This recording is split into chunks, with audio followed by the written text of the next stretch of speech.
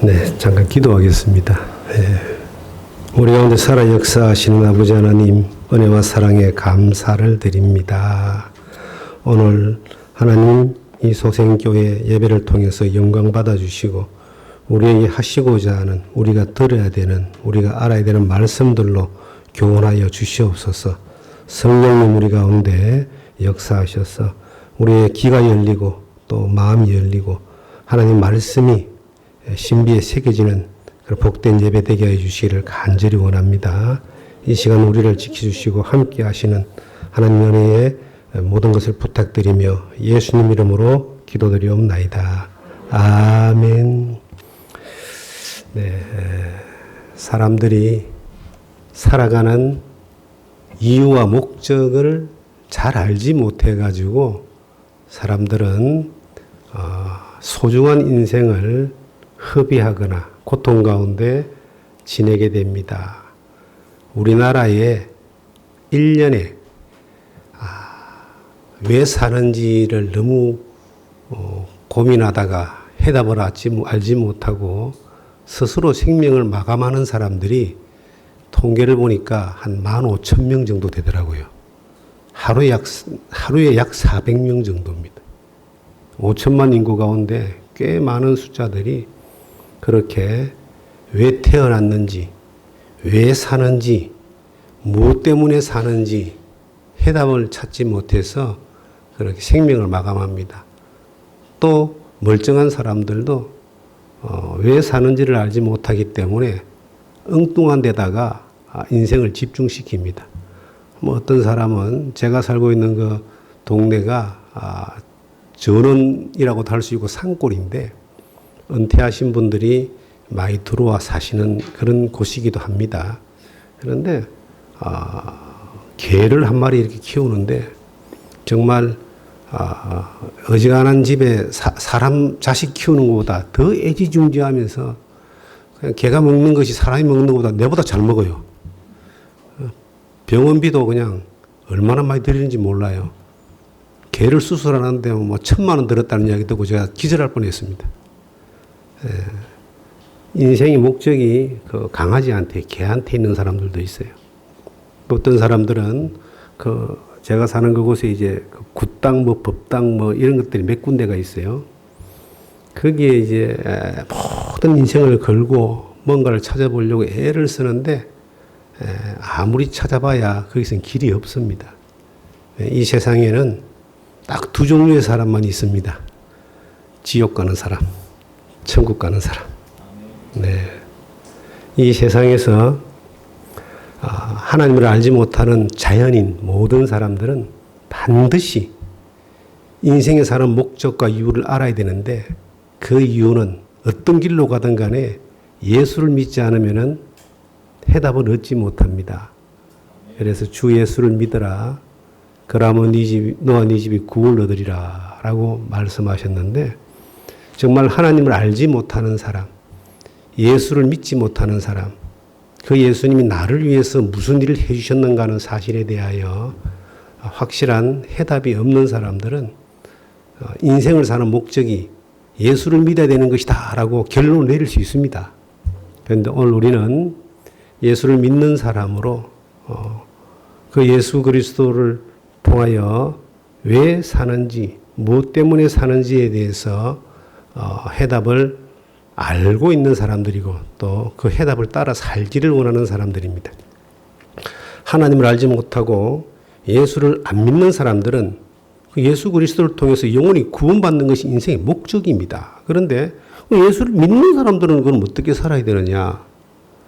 많은 예수를 믿는 성도, 그리스도인이라는 많은 사람들도 거기에 대하여 정리가 안 돼 있고 해답이 없고 또한 알기는 알아도 그렇게 살아내지 못하는 것 때문에 인생을 방황하고 삽니다.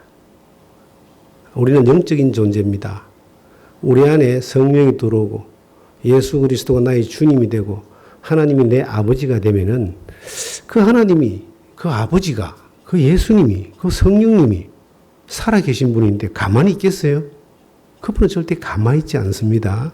우리를 통해서 우리를 구원하시고 우리를 거듭나게 하시고 새 생명을 주신 그 하나님께서 우리에게 하나님 우리를 구원하신 요구에 맞게끔 살도록 이끌어 주십니다. 그 여정 가운데 우리는 이렇게 모여서 예배를 통하여 말씀을 듣고 우리의 삶을 통하여 성령의 인도를 경험하며 살아가는 거예요. 그런데 사람들이 그 이유와 나를 위해서 십자가에 죽으시고 나를 위해서 부활하시고 나를 위해서 하나님 보좌 우편에서 기도하시며 어느 날 나를 위해서 이 땅에 재림하셔서 나를 천국으로 이끌어 가실 그 예수님이 그 주님이 그 하나님이 나를 이렇게 새롭게 만들어 놓으신 이유와 내가 왜 사는지에 대한 목적을 알지 못하기 때문에 헤매고 방황하고 시간을 낭비하고 그리고 이 땅에 살면서 의미 없는 그런 삶을 살아가는 거예요. 여러분과 저는 예수를 믿었다면 천국에 대한 영생에 대한 확실한 약속이 있습니다. 아멘입니까? 예. 그 예수님께서 그 하나님께서 우리가 이 땅에 살아가는 삶 가운데 우리의 삶의 모든 순간들과 함께 하시지만 책임지지만 또한 평가도 하신대요. 우리를 평가하시는 거예요. 상급을 주시기도 하고 책망을 주시기도 하고 이 땅에는 길어봐야 100년 이상 살기 힘들지만 하나님의 나라에서는 뭐 1000년도 만년도 아닌 영원히 살게 됩니다. 그 영원한 하나님 앞에서 야 나를 피 흘려 죽어주기까지 사랑하신 그 예수님이 그 주님이 이 땅에 잠깐 살지 않은 가운데 나에게 무슨 목적이 있고 계획이 있고 나를 통해서 이루고자 하는 그런 일이 있을 텐데 내가 전혀 그분이 나를 부르신 것에 대하여 구원하신 것에 대하여 죽으신 것에 대하여 피 흘리심에 대하여 또 나를 살리신 것에 대하여 상관없이 평생을 살다가 주님 앞에 가게 된다면은 그 주님이 뭐라고 우리를 평가하시겠습니까? 우리가 이 본문에 보면은 15절에 그가 모든 사람을 대신하여 죽으심은 살아있는 자들로 하여금 다시는 그들 자신을 위하여 살지 않고 오직 그들을 대신하여 죽었다가 다시 살아나신 이를 위하여 살게 하려 함이라. 목적이 이렇게 분명히 기록되어 있고 바로 옆에 보시면은 14장 15절에 보시면은 이는 모든 것이 너희를 위함이니 많은 사람의 감사로 말미암아 은혜가 더하여 넘쳐서 같이 한번 읽겠습니다. 하나님께 영광을 돌리게 하려 함이라.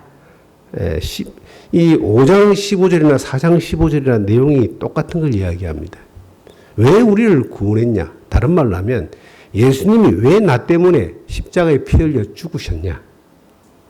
예수님이 왜 나 때문에 그 고난을 받으셨냐? 왜 죽고 3일 만에 부활하셨냐? 내가 그 예수님으로 말미암아 십자가와 연합되어져서 못 박히고 죄가 사함받고 그 내가 예수님의 부활과 연합되어져서 새로운 생명 가운데 살게 되는데 그 살리게 하신 이유가 뭐냐? 그건 하나님의 영광을 위하여 살아라고 그렇게 만드셨다. 아멘. 제가 이제 여기 보니까 여러 가지가 있는 종이 있습니다. 이게 왜 여기 있을까요? 예배할 때 이제 어떤 신호를 주기 위해서 종이 있죠. 이 마이크가 있잖아요. 마이크가 왜 있겠습니까? 마이크가 이게 설교할 때 음성을 잘 들으라고 있잖아요. 그런데 이 종을 가지고 밥을 퍼먹습니다. 맞는 걸까요? 마이크가 있습니다. 이걸 망치로 두드려 팹니다. 맞는 겁니까? 용도가 다 있잖아요. 하나님이 우리를 만드신 용도는 뭘까요? 용도가 다르단 말이에요. 용도가 있단 말이에요. 에베소서 2장을 한번 찾아보시면은 에베소서 2장 8절부터 제가 한번 쭉 읽어보겠습니다. 10절까지 너희는 그 은혜를 의하여 믿음으로 말미암아 구원을 받았으니 이것은 너희에게서 난 것이 아니요 하나님의 선물이라. 행에서 난 것이 아니니 이는 누구든지 자랑하지 못하게 함이라. 우리는 그의 만드신 바라 그리스도 예수 안에서 선한 일을 위하여 지음을 받은 자니 이 일은 하나님이 전에 예비하사 우리로 그 가운데 행하게 하려 하심이라. 우리를 구원하신 하나님이 그 은혜만을 주신 것이 아니라 구원하신 목적까지도 여기에 말씀을 하고 있습니다. 너 그 은혜를 위하여, 은혜는 예수님이 나를 위해서 해 주신 일을 이야기합니다. 믿음으로 말미암아 내가 믿어진 걸 이야기하거든요. 영접한 거, 경험되어진 거, 그 결과가 구원을 얻었나니, 구원을 얻었다. 보상을 딱 해주는데 왜? 무엇 때문에? 우리가 자랑할 것이 하나도 없는 하나님의 100%의 은혜라고 이야기하면서 왜 우리를 그럼 구원해 줬냐? 라고 그 이유를 설명하기를 우리는 그게 만드신 바다. 새롭게 만들었다 이 말이에요. 재창조됐다. 이걸 거듭났다. 이렇게 표현합니다. 새롭게 만들어졌는데 그 만드신 목적이 뭐냐는 거죠. 마이크를 가지고 망치로 그냥 못으로 박으면 마이크 빠개져 버립니다. 이 종을 가지고 밥 퍼먹으면은 이거는 용도에 안 맞잖아요. 우리가 이 세상에서 아무렇게나 살다가 제 가운데 살다가 그냥 제 퍼먹고 살다가 지옥 가서 영원한 멸망을 당할 수밖에 없는 존재인 우리를 하나님이 이 세상에 오셔서 대신 피 흘려 죽어주기까지 사랑하시면서 십자가 6시간 동안 마지막 한 번의 피까지를 흘리주기까지 사랑하시면서 우리를 구원해 주신 이유가 뭐냐는 거예요. 왜 만들었냐는 겁니다. 어떤 용도로 만들었냐는 거예요. 용도에 맞게끔 사용하기 위해서 우리를 만들었죠. 그것이 본문의 말씀에 기록된 그대로 하나님의 영광을 위해서 너희는 먼저 그의 나라와 그의 의를 구하라. 그가 나를 구원하신 그 이유를 바로 알고 이 세상에 살아. 먹든지 마시든지 무엇을 하든지 하나님의 영광을 위해서 하라. 하나님 먹든지 마시든지 무엇을 하든지 우리 일생의 모든 순간, 모든 환경, 모든 시간 가운데서 우리가 해야 될 일이 뭐냐. 하나님이 우리를 그렇게 구원하셔서 영생까지 보장하시면서 책임지고 인도하시는 그분이 나에게 요구하시는 그 용도에 맞는 삶이 뭐냐. 하나님의 영광을 위해서 좀 살아줘라. 이 세상의 모든 사람들은 자기 영광을 위해서 살아요. 자기 잘나마서 살아요. 자기 욕심 이루려고 살아요. 그런데 어느 날 그 예수님이 나 같은 것을 위해서 피 흘려서 나를 구원하셨어요. 그러면서 나에게 부탁하는 거예요. 니를 새롭게 살려놨으니까 새롭게 나 살려놓은 그 용도에 맞게끔 좀 살아주라. 주님이 그렇게 말씀하시는 것 같아요? 주님이 그렇게 말씀하고 계세요. 2000년 동안 말씀하고 계세요. 성경을 통해서 그렇게 말씀하고 계시는 거예요. 그렇게 나에게 계속 말씀하시는데 우리가 예수를 믿고 난 이후에도 자기 영광을 위해서 살아. 왜 사람들이 이 세상에 예수를 믿는 사람들이 길을 잃어버리고 왜 사람들이 예수를 믿는 사람들이 이 세상에 살아가는 이유를 제대로 찾지 못하고 목적이 뭔가에 대하여 이 목표를 잃어버리고 방황하고 헤매고 사는 이유가 뭐냐는 거예요. 나를 구원하신 그분이 나에게 용도에 맞게끔 나를 이끌어 가시는 그 뜻을, 그 요구를 내가 귀담아 듣지 않으려고 하고 들었다 한들 거기에 따라 순종하지 않으려고 하고 그리고 순종하는 척하면서 그냥 제대로 엉뚱한 대로 이렇게 살면서 자기의 영광을 위해서 자기의 욕심과 목표를 위해서 살고자 하는 것이 더 많은 자리를 차지하기 때문에 하나님이 우리를 통해서 하시고자 하는 일들마저도 우리가 거기에서 그렇게 크게 쓰임받지 못하는 겁니다. 우리가 아마 여기 동일한 분들이 이런 마음을 가질 거예요. 하나님의 영광을 위해서 살고 싶습니다. 살고 싶다는 그게 믿음이면 얼마나 좋겠습니까? 그게 믿음이 아니에요. 예수를 믿는 것은 마음으로 믿지만 마음으로 믿잖아요. 그죠? 그런데 예수님을 따라가고 그분이 우리를 만드셔가지고 그분이 우리를 통해서 자기의 뜻을 자기의 그 계획을 이루시는 것은 내가 마음으로 믿는 게 그게 믿음이 아닙니다. 그러면 훌륭한 목사님들의 훌륭한 설교를 잘 들어서 아멘 하는 게 믿음이냐. 그래가지고 하나님이 네 믿음 좋다. 네 믿음대로 살았다. 인정받으면 얼마나 좋겠습니까? 그러면요, CTS나 뭐 기독교 방송 틀어놓으면 세계적으로 유명한 설교자들의 설교가 막 주옥 같은 말씀들이 막 나옵니다. 그것만 듣고 앉아있죠. 말씀을 잘 듣는 게 그것이 또 믿음이 아니에요. 그래서 우리는 성경 공부를 열심히 해가지고 성경에서 말하는 답들을 찾아서 그 말씀에 응답하여서 우리가 아멘하고 그렇게 마음으로 나누면 이게 이제 또 믿음인가라고 생각할 수 있는데 그것도 믿음이 아닙니다. 아는 거예요, 아는 거. 지식을 알아가는 거예요. 그런데 하나님이 우리를 향하여 요구하시는 그 지으신 용도에 따라서 거기에 사용되는 그것은 조금 더 하나님 편에서 요구하는 것이 있습니다. 성경에 보시면 우리가 너무나 잘 아는 요한복음 14장을 한번 찾아보겠습니다. 요한복음 14장을 보시면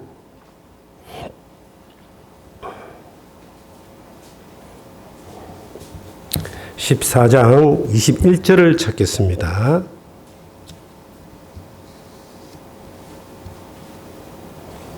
나의 계명을 지키는 자라야 나를 사랑하는 자니 나를 사랑하는 자는 내 아버지께 사랑을 받을 것이요 나도 그를 사랑하여 그에게 나를 나타내리라. 이 주님이 하신 말씀이에요. 주님을 많은 사람들이 사랑한다 그랬어요. 베드로도 그랬고 제자들도 그랬고 주님을 따랐던 수많은 사람들이 사랑한다 그랬습니다. 그런데 사랑한다는 그것을 주님이 사랑이라고 인정하지 않는다는 거예요. 그건 말로 하는 거죠. 주님이 인정하는 사랑은 뭐냐? 나의 계명을 가지고 뭐라고요? 지키는 자가 지키는 그 사람을 주님이 네가 나를 사랑하는 사람이구나라고 인정을 해준다. 그게 믿음이라는 겁니다. 우리는 요즘 이 말씀의 홍수 시대에 살고 있습니다. 스마트폰에 어플을 깔고 틀어놓으면은 밤새도록 들어도 모자랄 찬양과 말씀과 위대하고 유명하고 그냥 수준 높은 그러한 설교들을 들을 수 있습니다. 여러분들도 이 교회에서 정말 복음의 말씀, 진리의 말씀, 생명의 말씀들을 얼마나 많이 들었겠습니까? 듣는 것만으로 믿음이다 그러면은 우리는 정말 최고의 믿음의 사람들일 거예요. 그런데 주님은 뭐라고 인정하겠습니까? 듣는 게 그게 사랑이 아니다. 그게 믿음이 아니다. 그렇게 말씀하시는 거예요. 뭐가 믿음이냐? 나의 계명을 가지고 지키는 자들이다. 자식들이 어버이날 되면은 막 힘을 다하고 막 해서 부모를 섬기고 그 다음에 선물을 막 하고 막 그렇게 합니다. 저도 그런 거 받고 그래서 합니다. 그런데 제가 이제 몸에 통풍이 있어서 음식을 가려서 먹습니다. 체질적으로 그렇습니다. 그런데 제 아들이 아버지 오늘 어버이날인데 제가 참 최고로 섬기겠습니다 하고 우리나라에서 제일 비싼 한우, 횡성 한우집에 데려갔다고 봅시다. 그게 효도하는 겁니까? 욕비는 겁니까? 횡성 한우면 바로 통풍 걸려가지고 괴로워요. 효도라고 하는 것도 부모가 인정하는 것이 있거든요. 부모의 마음을 알고 부모의 마음의 뜻에 따라서 하는 것이 효도인 거예요. 그럼 횡성 한우를 사주지 않고 그러니까 먹지도 못하는데 횡성 한우 집에 가서 상추 뜯어먹고 있으면 기분 좋겠어요? 차라리 현찰을 주든지 부모의 마음에 맞게끔 하는 게 효도입니다. 사랑입니다. 우리가 하나님을 사랑한다라고 하면서 하나님의 요구하는 것 엉뚱한 것들에 열심히 내는 거예요. 먹도 못하는 한우 사주려고 애를 쓰지 말고 먹을 수 있고 기뻐할 수 있는 것들을 찾아서 하는 것이 효도인 것처럼 하나님이 원하지도 않는 것들을 하나님이 바라지도 않는 것들을 열심히 찾아서 힘을 다하여 수고한다고 그것이 하나님이 기뻐하겠느냐는 겁니다. 이스라엘 민족이 로마서 10장에 보시면 하나님의 뜻을 모르고 자기 의를 세우려고 하나님의 의를 열심히 복종하지 않았다는 말씀이 있어요. 10장 2절에 보시면은 하나님께 대한 열심이 대단하고 그들은 태어날 때부터 죽을 때까지 하나님을 열심히 섬기고 믿었던 사람들인데 말씀대로 살라고 율법대로 살라고 그냥 그렇게 애를 쓰고 힘쓰는 것인데 그런데 그들은 하나님의 말씀대로 뜻대로 오신 예수 그리스도를 십자가에 못 박혀 죽여버렸잖아요. 그 열심이 그들의 민족을 망하게 하고 그들의 삶을 망하게 했던 거예요. 우리는 한번 돌이켜 봅시다. 우리가 마음 가운데 하나님을 사랑하는 마음이 있습니다. 주의 뜻대로 살고자 하는 마음이 있습니다. 영원한 천국의 소망이 있습니다. 주님 앞에 갔을 때에 잘했다 충성된 종아라고 칭찬받고 싶은 그런 마음이 있습니다. 그래서 그 마음을 가지고 열망을 가지고 야 내가 이 땅에 살면서 충성 봉사하고 열심히 하고 혹은 내가 이제 여러 가지 어떤 일들을 한다고 봅시다. 했다고 봅시다. 그런데 그게 하나님의 진짜 원하는 거하고는 전혀 상관없는 것이라면은 이거 누구를 원망해야 될까요? 사랑한다고 말하고 그 사랑에 열심을 내고 애를 썼는데도 뭔가가 하나가 빠졌다는 거예요. 그게 어렵고 힘든 게 빠진 게 아니고 너무나 단순한 게 빠져버리는 거예요. 그 단순한 게 뭐냐? 나의 계명을 가지고 지키는 자라야 나를 사랑. 왜 지킨다라고 하는 것에 대하여 너무 쉽게 생각하는 거예요. 예수님이 직접 말씀하신 내용 가운데 더 엄중한 말씀이 하나 있습니다. 마태복음 7장에 보시면은 나더러도 주여 주여 하는 자마다 천국에 다 들어갈 것이 아니요 다만 내 아버지의 뜻대로 행하는 자라야 들어가리라. 그렇게 말씀하십니다. 그날에 많은 사람들이 우리가 주의 이름으로 귀신을 쫓아내고 선자 노릇하고 막 이야기합니다. 말씀하시기를 내가 너희를 도무지 알지 못한다. 불법을 행하는 자들아 내게서 떠나가라 라고 하시면서 그걸로 끝낸 게 아니고 그렇게 살면 안 되고 이렇게 살아야 된다라고 간단 명료하게 한 말씀을 딱 해주셨어요. 우리가 많이 들어봤던 말씀일 거예요. 마태복음 7장을 보시면은 마태복음 7장입니다. 자, 24절을 보시면은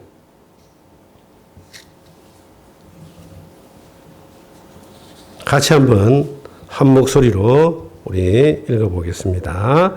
그러므로 누구든지 나의 이 말을 듣고 행하는 자는 그 집을 반석위에 지은 지혜로운 사람 같으니 예수님이 우리 주님이 정답을 딱 이야기해 주는 거예요. 2000년 동안 지금 이 정답을 다 가르쳐 주는 거예요. 나중에 주님 앞에 섰을 때에 주님이 전혀 원하지 않는 그것을 열심으로 한 사람들, 예수님 당시의 유대인들처럼 정말로 대박인 줄 알았는데 쪽박받은 그러한 사람들, 그런 사람들처럼 안 되기 위해서는 예수님 당시의 사람들이랑 해서 말하기를 주여 주여 하는 게 중요하지 않다고 말하잖아요. 입으로 하는 믿음이 그게 믿음이 아니라고 이야기하잖아요. 듣는 믿음이 믿음이 아니라는 거예요. 주님이 보시는 믿음은, 주님이 인정하시는 그 믿음은 이 요한복음 14장에는 계명을 지키는 거고 이 마태복음 7장에는 듣고 행하는 자는, 그렇죠? 행하는 자. 이 행한다라고 하는 이것이 뭐 특별한 것을 새롭게 배워서 행하는 게 아니에요. 이미 우리는 다 알고 있을 수도 있고 배웠을 수도 있고 수없이 많이 외웠을 수도 있고 예배 때마다 불렀을 수도 있고 이 소생교회 안에 들어와서 붙어있는 말씀들 몇 마디만 이래 봐도 이게 사실은 우리가 행해야 되는 말씀들만 기록되어 있는 거예요. 그런데 행하는 거하고 지키는 거하고 나하고는 별로 상관이 없어. 더 정확하게 말하면 행하고 지키려고 하니까 힘들어서 못하겠어요. 교회 와서 평온한 가운데 예배를 드리고 찬양하고 말씀을 들을 때는 정말 내가 믿음 있는 사람 같습니다. 충만한 가운데 바깥으로 나가니까 이제 그 주님의 제자인 삶은 바깥에 나가서는 세상 사람들로 바로 급변환이 되어버리는 거예요. 거기에 휘둘려서 흘러가는 이것에서 이것을 막고 갈 힘이 없는 겁니다. 왜 그럴까요? 우리가 성령이 우리를 함께하고 인도한다는 것을 믿습니다. 성령이 우리를 함께하고 인도하는 그 힘이 나에게서 약해지거나 단절되어지고 세상의 강력한 힘이 나를 이끌고 가는 것들이 더욱더 강해지기 때문에 거기에 지는 겁니다. 우리가 운동에 가면은 줄다리기를 해요. 줄다리기를 하는데 천군과 백군이 막 줄다리기를 하는데 어느 편이 이기겠습니까? 저는 알고 있습니다. 힘센 편이 이깁니다. 천군이든 백군이든 힘센 쪽이 이기는 거예요. 내 안에 성령의 힘이 더욱더 강하면 바로 돼 있으면 세상이 무슨 일을 해도 어떤 것을 해도 지지 않습니다. 이게 성령의 힘이라 그래요. 성령의 소욕이라는 말도 갈라디아서 있고요. 그런데 내 안에 그 성령의 힘이 소욕이 작아요. 100% 끌려갑니다. 내 안에 그러면은 근본적인 문제가 왜 성령의 힘이 약해질까요? 왜 우리 안에 그렇게 나가기만 하면 깨지다 보니까 이제 세상에 깨지다 보니까 거기 타협해야 되고 맞추고 가야 되고 기주고 가야 되고 그렇게 해야 될까요? 그리고 지치고 힘들어서 다시 교회 와서 예배 때 또 회복합니다. 나가면 또 그렇게 되는 거예요. 그러면 예배를 위한 것이, 예배하는 것이 이것이 주님이 우리를 구원하신 목적이냐? 우리를 새롭게 만드신 것이, 그분이 우리를 새롭게 창조하신 목적이 예배되어 하는 것이 목적이냐? 아닙니다.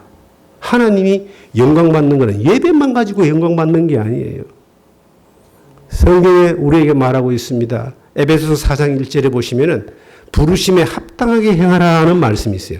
너희를 부르심에 합당하게 행하라. 우리를 불러주셨는데 합당하게 행하는 게 뭐냐는 겁니다. 우리는 이 세상의 힘이 아무리 강해도 그들을 향하여 이끌 수 있는 그러한 놀라운 힘이 내 안에 들어와 있는데 그게 성령의 힘인데요. 세상의 빛이라고 이야기하고 있습니다. 이 빛은 어둠에 나가면 삼키는 것이 아니라 그냥 찬물되는 것이 아니라 어둠이 아무리 강할수록 빛 하나만 있으면 그 빛이 어둠을 이겨버리잖아요. 그게 하나님의 힘이고 성령의 힘이에요. 그게 어디서 나올까요? 우리 안에 생명이 있는데 그 생명이 더욱더 성장하기 위해서는 예수 딱 믿는 것을 이제 탄생이라고 그래요. 거듭났다 그러잖아요. 그 다음에 양육되고 성장되어져서 세상으로 나가는 이것이 이제 제자 삼는 교회의, 영혼 구원하여 제자 삼는 교회의 메커니즘인데 세상으로 나가려고 하는데 세상에 나가 있는데 왜 나가서 계속 깨지기만 하느냐 말이죠. 왜 그럴까요? 힘이 약해서 그렇습니다. 힘이 세면은 이겨요. 변화시켜요. 그 변화시키고 이기려면은 내가 그것을 할 수 있는 사람이 돼야 되는데 변화시킬 수 있는 사람이 돼야 되는데 그 사람이 되는 데는 뭐가 중요하냐? 간단합니다. 배운 말씀, 하나님 내게 주신 말씀을 행하면 됩니다. 굉장히 간단하죠? 행하면 되는 거예요. 지키면 되는 거예요. 여러분과 저는 내 영광을 위해서 살지 않고 하나님의 영광을 위해서 살고 싶은 욕심이 있죠? 저는 있습니다. 저는 평생에 하나님의 영광을 위해서 살고 싶고 하나님의 뜻대로 살고 싶고 하나님께 쓰임받고 살고 싶은 것이 평생 그렇게 살고 싶은 사람이에요. 그렇게 살기 위해서 정말 간단히 하나님의 말씀, 우리가 예배에 참여하는 거 너무 중요하죠. 이것도 그 중에 하나입니다. 말씀 보고 기도하고 묵상하고 다 좋습니다. 야, 정말 선교사로 나가서 막 일하는 분들 부럽습니다. 목회자들 막 정말 위대해 보이고 부럽습니다. 하나님의 일에 크게 쓰이는 많은 사람들 정말 그분들만이 하나님께 영광 돌리는 것 같고 막 그런 마음도 있습니다. 그런데 여러분과 저를 하나님이 만드셨다 그랬습니다. 만들었다는 말은 엄청난 대가를 주고 만들었거든요. 죽어주기까지 하시면서 만들었잖아요. 그러면 내가 만들어 받았다면 바울도 베드로도 우리 앞서 살았던 수많은 믿음의 위대한 사람들도 그 영혼의 가치는 똑같을까요? 똑같지 않을까요? 예수님이 똑같이 피 흘리셨어요. 동일한 은혜다라고 이야기합니다. 말틴 루터나 칼빈에게만 큰 은혜를 준 것이 아니라 나에게도 0.1%도 빠지지 않는 똑같은 은혜를 주셔가지고 내가 새롭게 만드심을 받았어요. 아멘 하십니까? 그럼 하나님은 나에게 어떤 계획이 있겠어요? 없겠어요? 계획이 있습니까? 없습니까? 아유, 나는 도대체 아무리 생각해봐도 하나님은 나에게 아무런 계획이 없으신 것 같아 라고 생각하는 분은 손은 들지 마시고 표시나니까 조용히 한번 돌아보세요. 그런데 내가 없어서 그렇죠. 하나님은 계획을 가지고 있는 거예요. 하나님은 다 나를 통해서 영광 받기를 원하시고 일하기를 원하시고 하나님의 뜻을 이루기를 원하시는 거예요. 그러면 굉장히 이제 답이 막 나오는 것 같아요. 여러분들이 지금 여기 오신 분들이 직장 생활 하시는 분들, 가정에 자녀 양육하는 분들, 또 은퇴하셔가지고 또 집에서 이제 시간을 이렇게 쉬고 계시는 분들, 공부하시는 분들, 여러 어떤 부류의 이제 성도님들이 여기 와 계신데, 여러분들을 다 불러가지고 여러분들을 계신 곳에다가 다 놔두셨어요. 그럼 여러분들이 계신 그곳이, 지금 계신 그곳이 나를 만드신 하나님이 나를 보낸 자리라고 믿으십니까? 아멘. 믿으시십니까? 아멘. 그게 믿어지면요, 답이 나오는 거예요.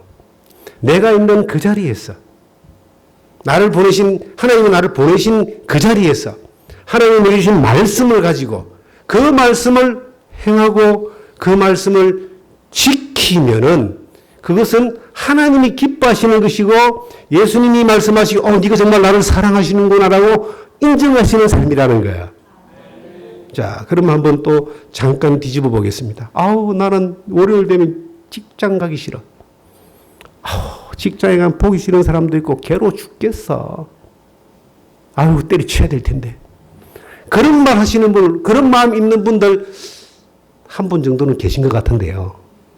그러면 그런 마음을 가지고 있다면은 하나님이 나를 만드신 그 의도에 맞는 생각일까요? 안 맞는 생각일까요? 안 맞습니다. 내가 가는 직장이 힘들고, 성경시대에는요, 노예가 있었어요. 노예도 상전에게 자기가 주어진 자리에서 죽게 하라고 성경은 말하고 있습니다. 왜 그럴까요? 네가 노예로 부름을 받아서 네가 보낸 그곳이 내가 너를 보낸 자리다라고 그런 믿음을 가지고 있었기 때문에 그것이 가능했던 거예요. 그럼 직장이라는 것이 내가 힘들고 어렵고 나를 괴롭히고 내가 정말 버티기 피곤한 곳이라 할지라도 그곳이 나를 만드시고 나를 보내신 그분이 나의 직장, 어둠의 빛으로, 또 말하면 주님의 제자로 혹은 말씀을 전하는 선교사로 그곳에 보냈다라고 하는 것이 하나님 앞에서 이것이 정리가 되면은, 자, 내가 있는 직장에 대한 태도가 어떨까요? 하나님 감사합니다. 이곳에서 하나님이 나에게 맡겨주신 일을 이루어가기 위하여 보내셨군요. 말이 다르고 태도가 다르고 눈동자의 빛이 다릅니다. 세상에 내가 살아보니까 제일 힘든 것 가운데 하나가 자식을 키우는 겁니다. 여기에 계신 분들은 다 자녀들이 다 온순하고 잘 자라줘서 별로 이렇게 염려 없이 키우는지 모르겠지만 저는 처음 장가를 자식을 키우는데 정말 힘들더라고요. 그래서 처음에는 막 힘들어 막 짜증도 내기도 하고 어떤 때는 막 하나님 앞에 매달리기도 하고 별거 다 해봤는데요. 나중에 하나 깨달았어요. 이 자녀를 내게 주시고 이 자녀를 키우게 하시는 분이 하나님이시다. 그렇게 딱 정리가 되니까요. 얼마나 편안하게 하나님 은혜 맡겨 키우는지 모릅니다. 자녀를 한번 딱 놓고 끝나버리면 얼마나 좋겠습니까? 우리 집에 고양이를 키우는데요. 고양이가 새끼를 1년에 2번 놓는데 걔는요, 딱 놓고 한 달 정도 양육하고 나면 다 갖다 버려버립니다. 그러니까 얼마나 편해요. 사람은 그러지 않잖아요? 태어나면은 그때부터 시작해서 육아를 하면서 거의 한 20살 될 때까지 그 이상까지 또 막 키우잖아요. 근데 이것이 하나님이 내게 가정을 허락하시고 내 자녀를 허락하시고 이 자녀를 양육하는 일에 나를 보내셨다라고 하는 그런 것이 딱 믿음으로 와닿으면은 자녀를 양육하는 데에 기도하고 키워라, 말씀으로 키워라 말하지 않아도 믿음으로 키우게 되어 있습니다. 사업하시는 분도 마찬가지 아니겠어요? 이 사업을 왜 하느냐는 겁니다. 내 욕심을 채우고 내 목표를 채워서 내 영광을 위해 산다 그러면 하나님 이걸 모르시겠습니까? 그런데 정말 이 사업을 하게 하신 그 하나님, 또 하는 그 과정 가운데서 인도하신 하나님을 바라볼 때, 이 하나님이 경영하시는 사업이구나 라고 이렇게 정리가 되신 분은 은혜가 있는 거예요. 그런데 그 사업을 하는 가운데서 여기에 하나님이 나를 보내셨다. 그러면 그 사업장이 선교지가 되는 겁니다. 사업장 영적 전투장이 되는 거예요. 그 사업장을 통해서 하나님이 일하시는 겁니다. 우리는 가끔 하나님의 일을 열심히 하려고 애를 씁니다. 저도 그랬던 사람 중에 한 사람입니다. 하나님의 마음에 탁 들게 해가지고 열심히 해서 하나님 영광을 위해서 어떤 성과를 내기를 바라는 그런 삶을 살았던 시간들이 있습니다. 긴 시간 있습니다. 그런데 나중에 깨달았습니다. 하나님의 일은 하나님이 하시는구나. 하나님이 살아계시잖아요. 우리가 하나님 일을 하려고 애쓰고 힘쓰고 노력하고 짐 빼고 그냥 마음 상하고 그냥 그렇게 하는 방향을 잡는 것이 아니라 하나님이 나를 통해서 일할 수 있는 사람이 되는 그거에 초점을 맞추는 거예요. 다른 말로 하면 하나님이 내게 말씀하신, 성령이 내게 말씀하신, 진리의 말씀이 내게 말씀하신 것들을 지키고 행하는 그러한 일에 내가 충실한 거예요. 내가 있는 그 자리에서. 보냄받은 그 자리에서. 그러면 내가 하나님의 일을 할 수 있는 사람으로 하나님이 인정되시면은 하나님이 나를 쓰시겠어요? 안 쓰시겠어요? 안 쓰신다고요? 하나님이 자기 영광을 위해서 쓰시죠. 거기에 쓰임받는 것이 은혜가 되지 않겠습니까? 저는 강원도 원주에 삽니다. 그리고 귀래라고 하는 원주에서 가장 작은 면이 있어요. 그 면에 그것도 저 산꼭대기에 산골짜기에 이제 자그마한 이제 예배당에서 사역을 하고 있습니다. 한 5년 전에 그곳에 들어갔고 3년 전에 이제 교회를 건축을 조그마한 산골 교회를 건축을 했는데 그곳에서 저는 그 사람들이 별로 안 다녀요. 차도 별로 안 다녀요. 근데 그곳에서 하나님이 이제 살게 하셔가지고 인도하신 하나님께 감사를 하고 그리고 이제 뭘 하느냐면은 많은 시간을 그 주변이 이제 야산이었고 그냥 복잡한 환경이었는데 집이 있었고 교회를 이렇게 건축하고 그 주변을 이제 열심히 가꿉니다. 나무도 심고 터도 이렇게 가꾸고 요즘은 꽃도 심고 한 5년 가꾸니까 제법 이렇게 편안한 동산이 되었습니다. 야, 이 내가 뭐 하는 짓인지 모르겠다는 생각이 처음에 들 때가 잠깐 있었어요. 그게 해도 끝이 없으니까. 풀은 끝이 없이 올라오지요. 그 다음에 뭘 해놓으면은 되지 않고 일은 자꾸 많이 생기지요. 그런 가운데서 하나님이 위로를 주시는 거예요. 큰일 하려고 하지 말고 지금 주어진 일에 충성하라. 맡은 자에게 구할 것은 충성이다. 맡은 것이 목사님만 맡고 선교사님만 맡고 장로만 맡은 게 아니에요. 우리 모두가 맡은 사람이에요. 우리 모두가 하나님이 만드신 바고 하나님이 보내신 바고 그 자리에서 하는 일이 맡기신 일 아니겠습니까? 그럼 거기에 내가 충성하는 거예요. 자녀를 양육하는 사람은 자녀를 양육하는 것에 하나님 앞에 충성하고 직장생활은 직장생활, 사업은 사업. 그리고 저같이 산골이었어요.